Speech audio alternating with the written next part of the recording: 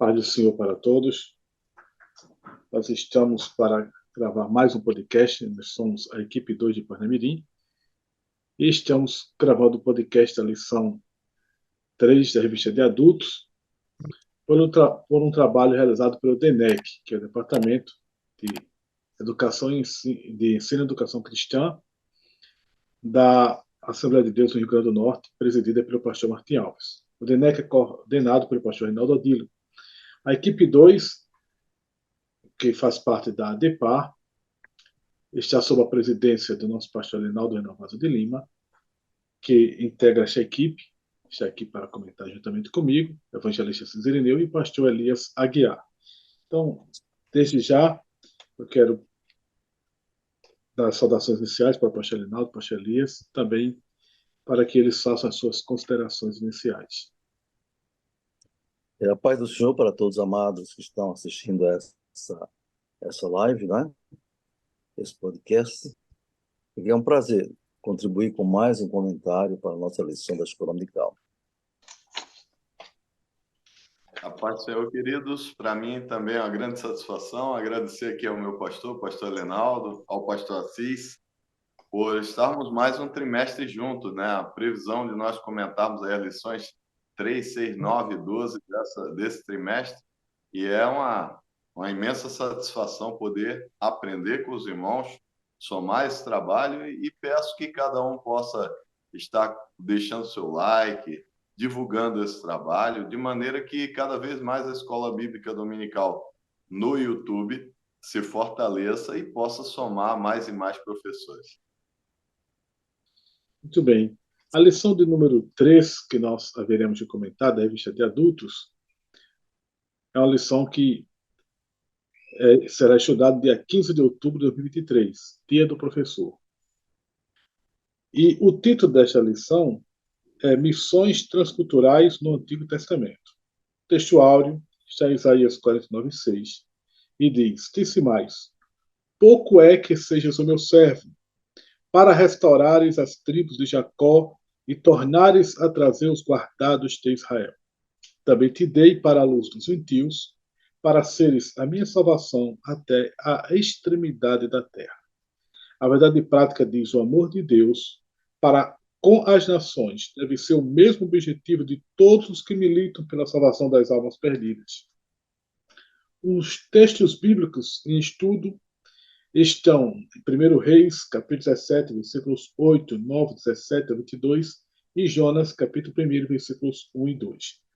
Nós não iremos fazer a leitura do texto para a economia do tempo. Temos como objetivo da lição identificar Israel como um povo escolhido para um propósito missionário, demonstrar o amor de Deus para com outras nações e relacionar as alianças com a humanidade no Antigo Testamento. Então, esta é uma lição que tem o propósito de identificar Israel no seu papel missionário como instrumento de missões do Antigo Testamento. A palavra-chave de hoje será Antigo Testamento. Então, desde já, começando com o nosso pastor Elinaldo, nós vamos vê-lo discorrer sobre o tópico primeiro, em seguida o nosso pastor Elias abordando o tópico segundo. Continuando, assim que o pastor Elinaldo encerrar o tópico 1, o pastor Elias dará continuidade no comentário do tópico 2. Amém, pastor Assis, pastor Elias. O tópico primeiro desta lição, bem interessante, não é? Fala acerca da missão de Israel como uma nação profética, não é? Dentro desse assunto de missões transculturais no Antigo Testamento. O tópico 1 diz assim: Israel, um povo escolhido para um propósito missionário. Analisando o texto bíblico, o texto da lição, na verdade, vemos que realmente essa colocação tem muito sentido, não é? E o subtópico número 1 fala do plano de Deus. O plano de Deus, aqui o comentarista coloca muito bem, que nosso Deus planejou desde os tempos antigos, no Antigo Testamento, que o testemunho de Jesus Cristo fosse proclamado a todos os habitantes da terra. Vale salientar que o nome Jesus Cristo não consta no Antigo Testamento, não é assim de maneira expressa. Consta o nome hebraico Yeshua, não é? Do qual advém a tradução para Jesus. Mas como Jesus Cristo, o Filho de Deus, não constava, não aparece essa designação. Mas profeticamente estava tudo já previsto por Deus, no plano de Deus, para que todos os moradores da terra tomassem conhecimento, eu digo a respeito da revelação da vontade de Deus para a humanidade. O comentarista entendeu que toda aquela revelação e apontava para Jesus Cristo, não é isso? O Pai, que Deus chamou a nação de Israel para ser um povo missionário. Isso, eu acredito, não temos dúvida, não é? Conforme Isaías 42, 7, 43, 10 a 13. Então, essa é uma primeira conclusão. Israel era o povo escolhido por Deus para ser seu representante na face da terra. O povo que proclamaria as verdades de Deus para toda a humanidade. A vontade de Deus, a sua criação, tudo, enfim, conforme está revelado no Antigo Testamento, no livro do Gênesis, era o povo de Israel e nos demais livros da Pentateuco, os profetas, etc. Né? Mas no tópico 2, chama já a atenção para algo bastante, digamos assim, negativo ou trágico. A falha de Israel. Israel, como já vimos no subitem 1, ele foi a nação escolhida para representar Deus perante o mundo. Toda a mensagem de Deus, né, voltada para a salvação do homem perdido, deveria ser proclamada por Israel, povo eleito, povo escolhido, não é? Com as promessas feitas a Abraão, Isaque e Jacó. Porém, se nós lermos a Bíblia como nós lemos diariamente, né, pela bondade de Deus, lemos a Bíblia todos os dias, diariamente, eu, pelo menos, meus amados irmãos, fico impressionado. Impressionado e chego até a não entender como o povo de Israel, que foi o povo mais abençoado por Deus na face da terra, foi o povo que viu mais sinais e prodígios e maravilhas que nunca mais se repetiram na história da humanidade, não é?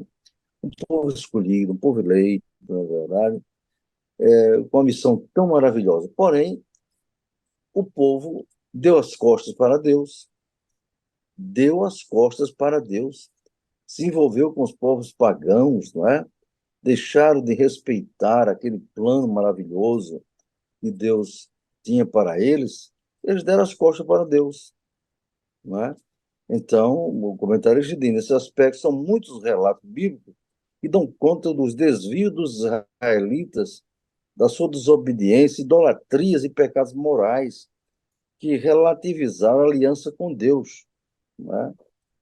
Mas ele conclui esse segundo tópico aqui dizendo, entretanto, em meio a tudo isso, né, Israel não deixou de ser bênção de Deus para as outras nações. De fato, não é?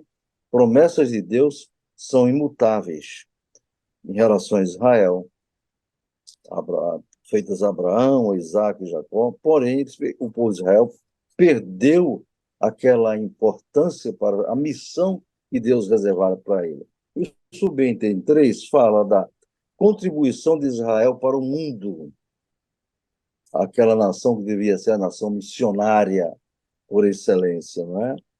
Aqui diz que, apesar de suas falhas, Deus tornou Israel uma bênção para as nações. Aí vem os exemplos, né? Os judeus receberam e preservaram o Antigo Testamento, né? Isso é importante. Preservaram a lei, a Torá, não é? E através dos profetas, não é? Aqueles livros sagrados do Antigo Testamento, é, eles, eles preservaram o Antigo Testamento. Em segundo lugar, traduziram o Antigo Testamento para o grego, não é? A língua mais usada naquele período, entendeu? Muito importante. Em terceiro lugar, aquelas nações ouviram a palavra de Deus que deveriam ouvir, responderiam a ela. Nesse sentido, Cristo, a palavra encarnada, a palavra viva, veio de Israel como Salvador do mundo.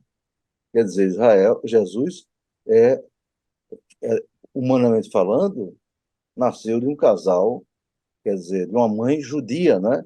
Maria, virgem, né? Era uma moça judia. O pai adotivo é um judeu. Então, Jesus era um judeu por excelência. Por isso que ele cumpriu toda a lei, inclusive guardando o sábado, não é?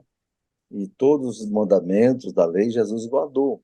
Então, é muito importante isso, para começar, um povo escolhido por Deus com um propósito missionário, um propósito muito elevado de traduzir para o mundo a revelação de Deus para a humanidade.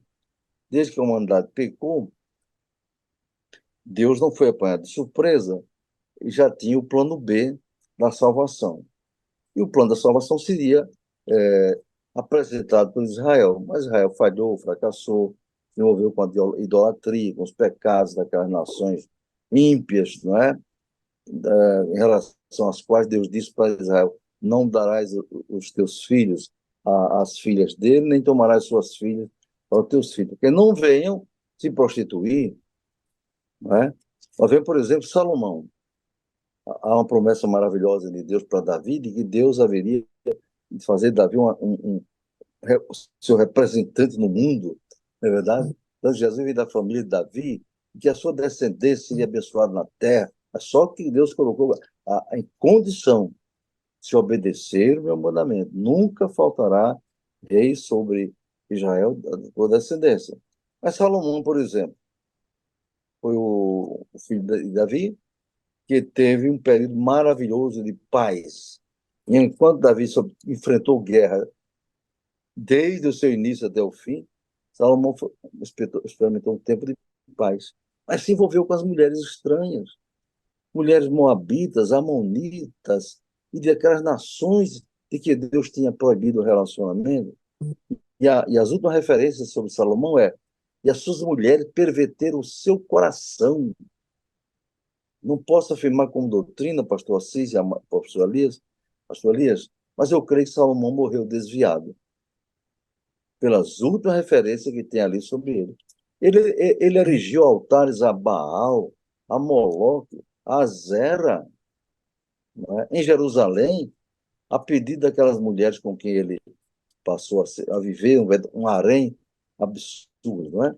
Então é triste saber disso, mas Deus tem planos para Israel, e a Bíblia diz o seguinte: e ainda que Israel seja como a areia do mar, o remanescente de Israel é que será salvo. Amém? Amém. Eu tenho comentado, eu creio, né? O item 1, que foi um texto bem pequeno.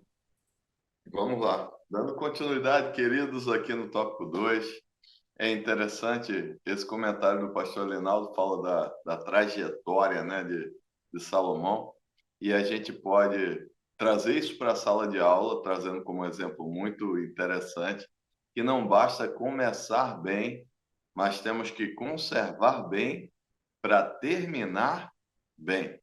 Então, se usar aí o termo de Deuteronômio, capítulo 28, a partir do versículo 1, os primeiros 14 versículos trazem justamente isso que o pastor Reinaldo acabou de comentar, que havia uma condição para que aquele reino continuasse se consolidando por gerações, ele estava condicionado à obediência a Deus. Então, não era algo simplesmente, ele tinha que cada dia escolher Deus para ver esses milagres acontecendo e Deus trabalhando sobre ele. Mas aqui no tópico 2, fala o amor de Deus para com as outras nações. Porque muitas vezes a gente cria rótulos e é preciso que o professor desconstrua esses rótulos em sala de aula, de que o plano de Deus de repente só começa a partir do momento que Israel rejeita o Senhor Jesus. Mas aí nós vamos ver já aqui o comentarista faz questão de destacar momentos ainda no Antigo Testamento em que Deus ele desenvolve estratégias para acabar alcançando pessoas em outras nações. Então, aqui no primeiro subtópico, ele fala dos olhos de Deus sobre outros, todos os povos, né? Então, ele fala que Johannes Blount, erudito em missiologia, escreveu fundamentos do Antigo Testamento para missões.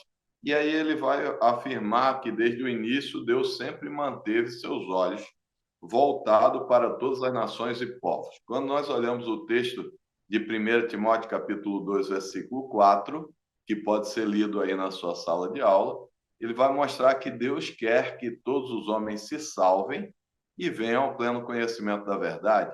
E quando nós olhamos esse texto de 1 Timóteo, capítulo 2, versículo 4, afirmando isso aí, a gente vê a abrangência do plano de Deus sobre a vida dos seres humanos.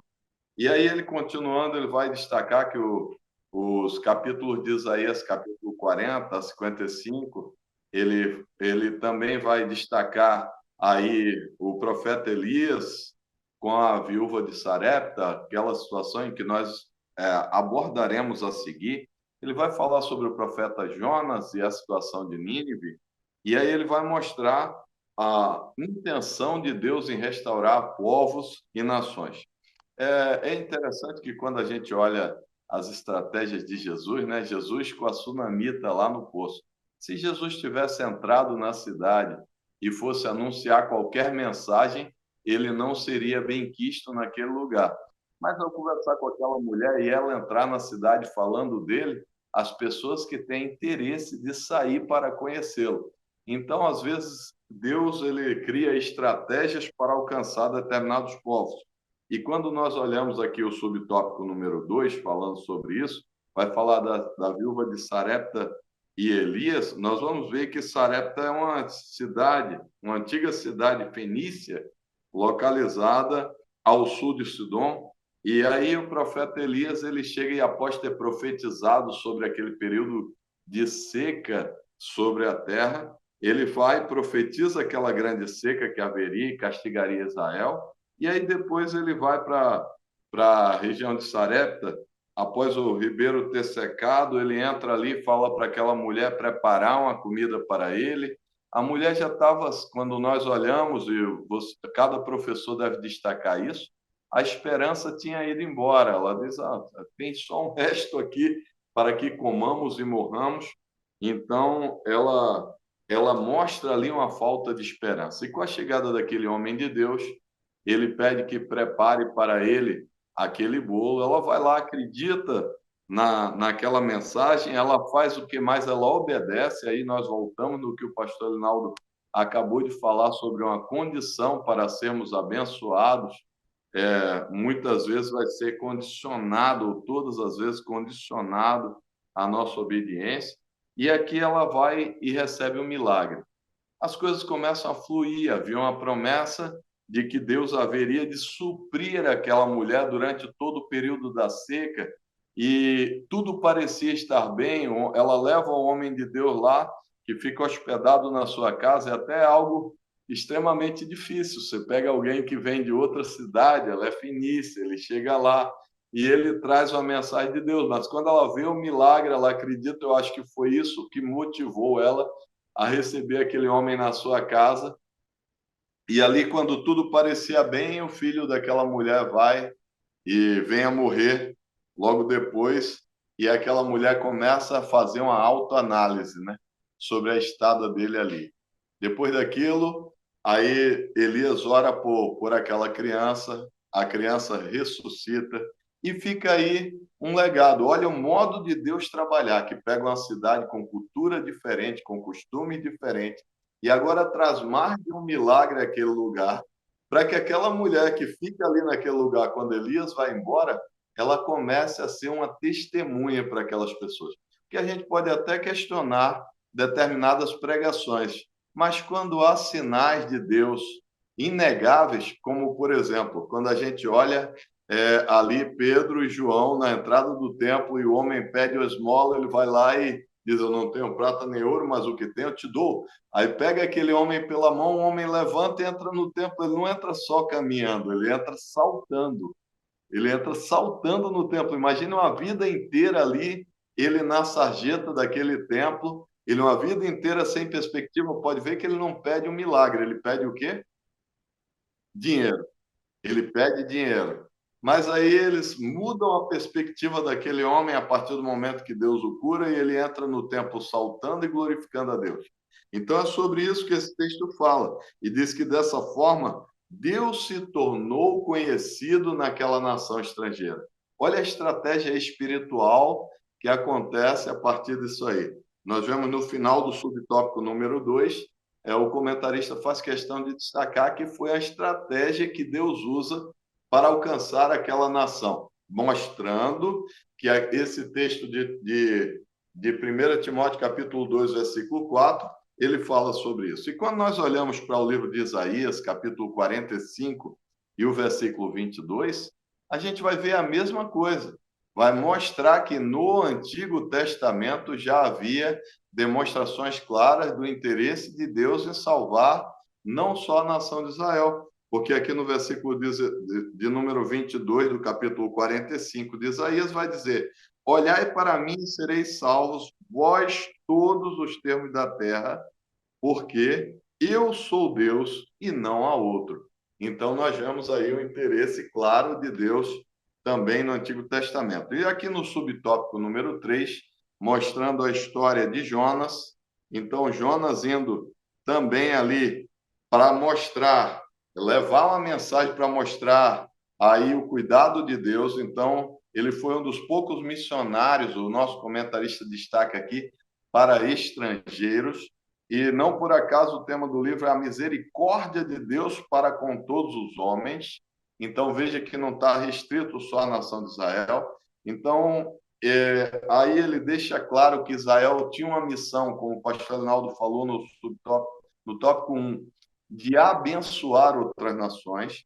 E aí, Nínive passando por uma crise. Nós vemos que não uma crise, mas 3 aspectos são destacados em Nínive que faz eles passarem por aquilo que eles estavam vivenciando. Então, era uma nação com 3 características. Primeira característica que ele destaca, perversa. Segunda característica, cruel. E terceira característica, imoral.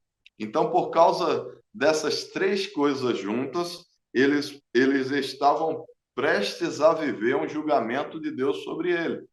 E aí é quando Deus manda Jonas para anunciar aquele juízo de Deus sobre eles. Mas aí aquilo serviu para eles não para uma revolta ou para outra coisa, eles resolvem fazer o contrário. Eles resolvem buscar um despertamento, eles colocam homens, velhos, crianças e até animais para jejuar. E a partir daquilo ali, muda-se o destino, o desfecho daquela nação naquele momento, porque a partir daí, quando o rei ele conclama que toda nação deveria jejuar e buscar a presença de Deus, o Senhor Deus poupa aquela nação por causa do quebrantamento que houve sobre ele, gerando um despertamento. E aí nós vemos mais uma vez o amor de Deus. Mesmo com o juízo já decretado, ele começa a mudar a história daquela nação a partir disso aí.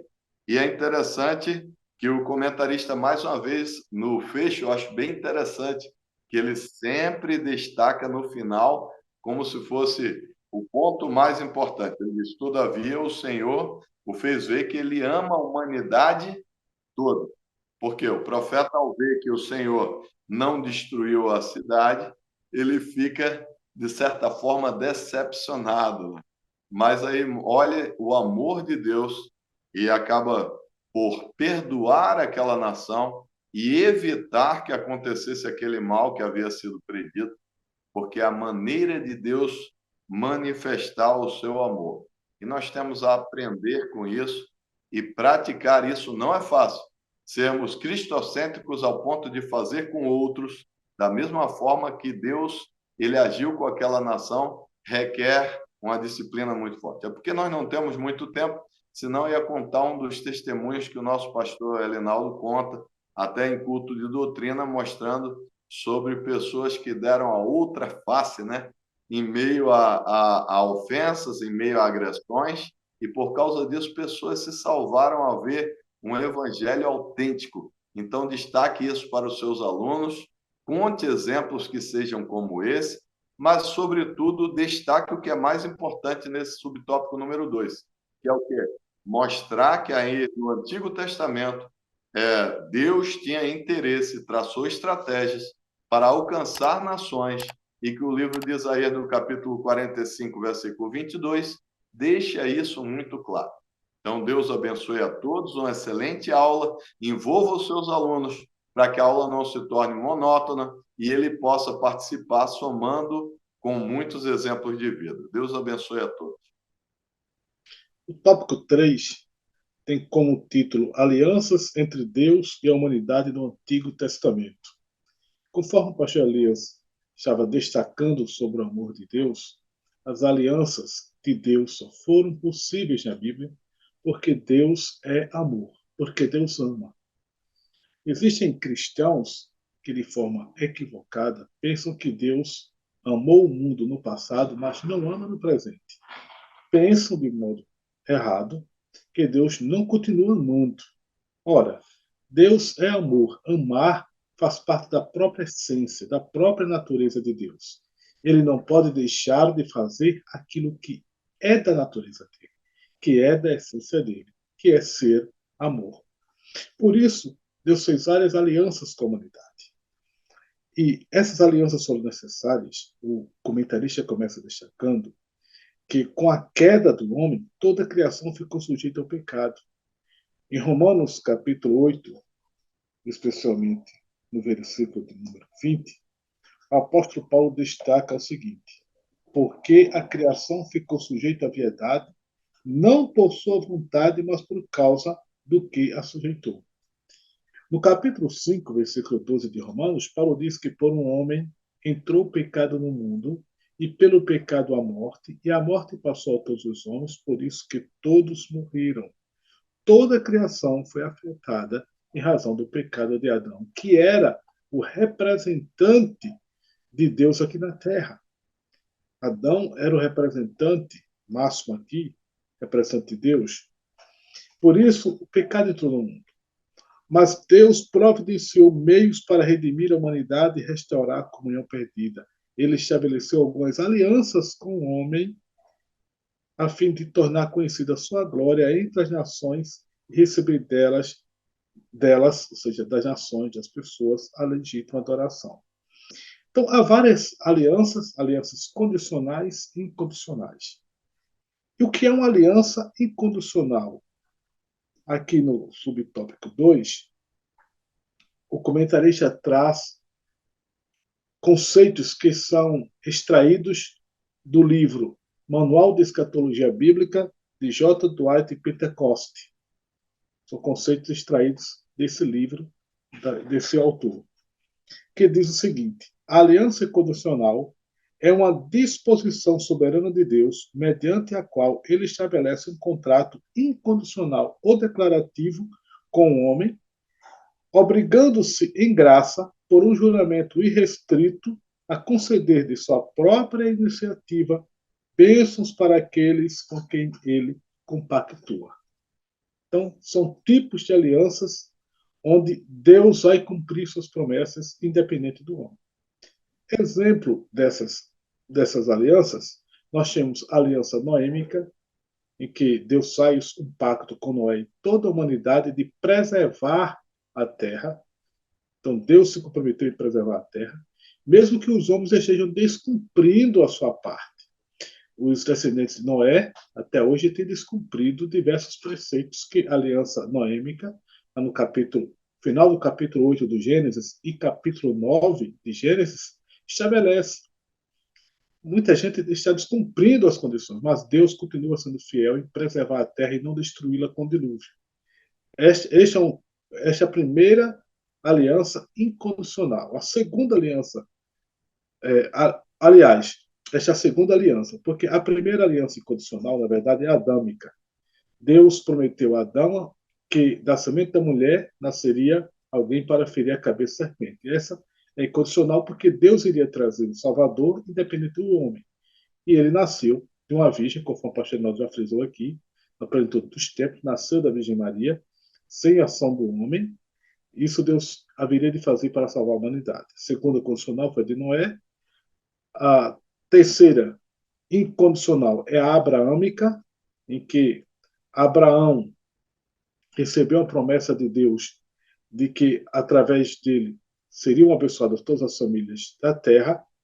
Aí, e a nova tem a davídica, que em parte é incondicional, porque o rei que Deus iria trazer da família de Davi dependeria do próprio Davi, seria Jesus Cristo, e por derradeiro a nova aliança que Deus fez com todos nós, e Jesus morreu na cruz por nós. As alianças condicionais, diz aqui Pentecoste, a aliança condicional é uma proposta de Deus em que, num contrato condicional e mútuo com o ser humano, segundo condições pré-estabelecidas, ele promete conceder bênçãos especiais ao indivíduo desde que este cumpra perfeitamente certas condições, bem como executar punições precisas em caso de não cumprimento. A primeira aliança edênica era condicional. Deus disse a Adão que no dia que ele comesse do fruto do conhecimento do bem e do mal, ele morreria. Ou seja, tinha uma condição. Ele só poderia permanecer naquele estado de imortalidade, de inocência, se ele não pecasse, se ele não desobedecesse a Deus. Era a condição única, não comer do fruto proibido. Então era condicional. Adão transgrediu e todos nós mergulhamos no pecado. A aliança sinaítica para Israel também era condicional. Tinha vários mandamentos. Israel tinha promessas de Deus, mas tinha a obrigação de cumprir o pacto sinaítico, cumprir com tudo aquilo que Deus estava estabelecendo nos seus mandamentos. E a aliança palestínica, que foi feita 40 anos depois que Israel saiu do Egito, quando toda a primeira geração que tinha pecado, que saiu do Egito, que pecou a partir de 20 anos, tinha perecido. Deus renovou a aliança através de Moisés com o povo em Moabe, antes do povo, nas campinas de Moabe, antes do povo entrar na Terra Prometida. E nessa aliança palestínica, Deus estabeleceu condições. O pastor Elias citou, por exemplo, Deuteronômio, capítulo 28. O livro de Deuteronômio é um livro que contém todos os princípios dessa aliança, da aliança palestínica. Israel deveria ser obediente para permanecer na terra. Se Israel desobedecesse, consequências terríveis iriam sobre Israel. Israel tem sofrido até hoje em razão de sua desobediência. Inclusive, chegou a perder a terra, ser expatriado, ser levado para o cativeiro, né? Tanto cativeiro assírio, cativeiro babilônico. Posteriormente, houve uma diáspora no ano 70, outra no ano 132 a 135, e agora, graças a Deus, tem retornado em 1948. Então, essas são as alianças. O que o comentarista encerra aqui dizendo que, por meio de suas alianças, Deus firmou um compromisso com o rei Davi de alcance mundial que resultou no advento do Senhor Jesus Cristo como Salvador, enviado por Deus ao mundo. Não só com o rei Davi, né? Desde Abraão, Deus prometeu a Abraão abençoar todas as famílias da terra. Isso aí delineou todo o projeto da terra. Então começou com a promessa da semente da mulher. Essa promessa passou pela aliança com Abraão, de abençoar todas as famílias da terra, e depois o Salvador prometido, especialmente a linhagem de Davi, que seria o Messias, o descendente de Davi, que é o Senhor, e a nova aliança feita por Jesus Cristo na cruz do Calvário. Então, essas alianças demonstram o amor de Deus pela humanidade. Desde o Antigo Testamento, Deus estava interessado em salvar toda a raça humana. Israel falhou na sua missão, mas como o pastor Linaldo frisou aqui no início, apesar de sua falha, Israel se tornou um instrumento de Deus, era instrumento de Deus, mesmo assim, preservou o Antigo Testamento, preservou as alianças, e foi de Israel que veio o nosso Salvador Jesus Cristo, para salvar a todos nós. Falando nisso, Israel está em guerra, né? Atacado de uma forma terrível e covarde pelo Hamas. Interessante que a palavra Hamas, no hebraico, significa violência. Então, esse grupo de violência, de terror, que quer exterminar a nação de Israel, está atacando, mas nós cremos que o povo de Deus, Israel, vai vencer. E a igreja do Senhor Jesus deve estar sempre orando. Eu fico, às vezes, pasmo como ainda existem cristãos antissemitas. Não tem base bíblica para um cristão ser antissemita. Isso é coisa absurda. Então, que Deus abençoe. Quero aqui, finalizando, repassar para o nosso pastor Alinaldo, para ele fazer suas considerações finais e, e fazer o encerramento deste momento nosso. Muito bem. Pastor Assis, no comentário do pastor Elias, eu sugiro anotar para os alunos, né? Salmo 24, versículo 1, ele diz assim: do Senhor é a terra e a sua plenitude, né? O mundo e todos que nele habitam. Quer dizer, Deus, a visão de Deus é global, não é localizada para esta ou para aquela nação. Com a questão de estratégia, ele escolheu Israel para ser seu representante. Israel falhou, na verdade. Outro versículo interessante também dessa visão missionária, né, já projetando no Novo Testamento, é João 3,16. Porque Deus amou o mundo, a humanidade de tal maneira, né, que deu seu Filho unigênito para que todo aquele que nele crê não pereça, mas tenha vida eterna. Bom, essas são minhas considerações finais, né? Podemos orar? Bondoso Deus, nosso Pai, mais uma vez somos gratos a Ti, Senhor, pela bênção, pela graça, Senhor, de nos convocares para participar de um trabalho como este, um trabalho de conscientização e preparação dos Teus servos, professores da escola dominical, para ministrarem a lição bíblica com segurança, com fundamento na Tua santa palavra.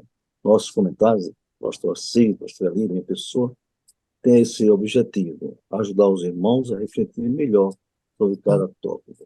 Abençoa cada um dos professores, cada um dos superintendentes, da escola unical, pastores, que todos possam aproveitar muito bem essas lições e ter um aspecto e um objetivo muito bom, enfatizar a questão da missão, a obra missionária, que é a missão da igreja, no sentido local, regional, nacional e transcultural. Deus abençoe a todos, em nome de Jesus.